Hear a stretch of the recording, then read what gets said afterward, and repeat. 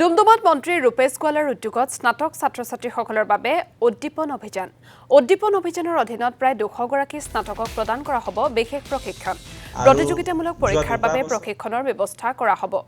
উল্লেখযোগ্য যে বিগত বৰ্ষসমূহত ৰূপেশ গোৱালাই ডুমডুমা সমষ্টিৰ ছাত্ৰ-ছাত্ৰীসকলৰ মাজত বিধায়কৰ প্ৰতিভা সন্ধানী পৰীক্ষা অনুষ্ঠিত কৰি আহিছে।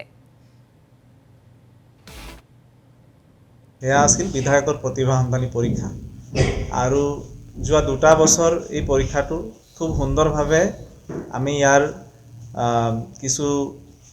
ব্যক্তিৰ সহযোগত বা কিছু অনুষ্ঠানৰ সহযোগত খুব সুন্দৰকৈ পাতিবলৈ সক্ষম হৈছিলোঁ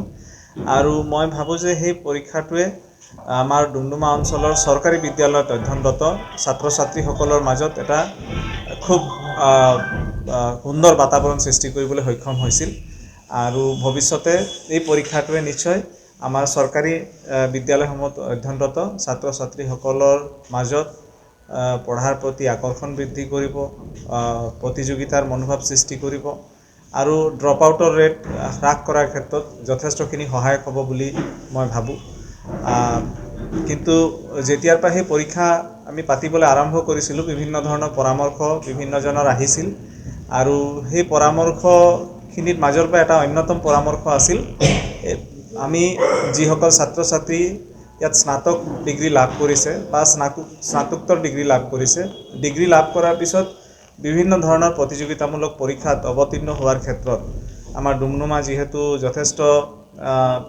দূৰত থকা এটা ঠাই, আমাৰ যিবিলাক সদৰ ইউনিভাৰ্চিটিৰ কাষত থকা জেগাবিলাকৰ পৰা যথেষ্ট দূৰত আৰু ইয়াৰ ছাত্ৰ-ছাত্ৰী যিসকল আৰ্থিকভাৱে দুৰ্বল পৰিয়াল আছে তেওঁলোকে ডিব্ৰুগড় বা গুৱাহাটীত গৈ পেলাই কোচিং কৰিব পৰা সাধ্যও নাই তেওঁলোকৰ বা তিনিচুকীয়ালৈ গৈও কোচিং কৰিব পৰাকৈ সাধ্য নাই, কাৰণ তিনিচুকীয়ালৈ গ'লে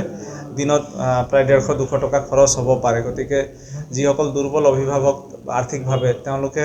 হয়তো নিজৰ ল'ৰা-ছোৱালীক তেনেধৰণৰ সুযোগ বা সুবিধা প্ৰদান কৰিব নোৱাৰে আৰু সেই কথাবিলাক চিন্তা কৰিয়ে এটা নতুন আমি কাম আৰম্ভ কৰিব খুজিছোঁ। সেইটো হ'ল আমাৰ ডুমডুমা অঞ্চলৰ 200 গৰাকী ছাত্ৰ-ছাত্ৰী যিসকল স্নাতক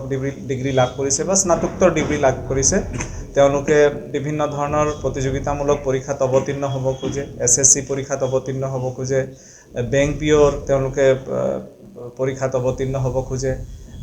ADRE পৰীক্ষা আমাৰ গভৰ্ণমেণ্টে পাতিছে আকৌ পাতিব, সেইবিলাকত অৱতীৰ্ণ হ'ব খোজে বা ৰেলৱে বা অন্যান্য যিখিনি চৰকাৰী বিভাগ আছে সেইবিলাকত যাতে তেওঁলোকে খুব দক্ষতাৰে সেই প্ৰতিযোগিতাবিলাকত যাতে অংশগ্ৰহণ কৰিব পাৰে।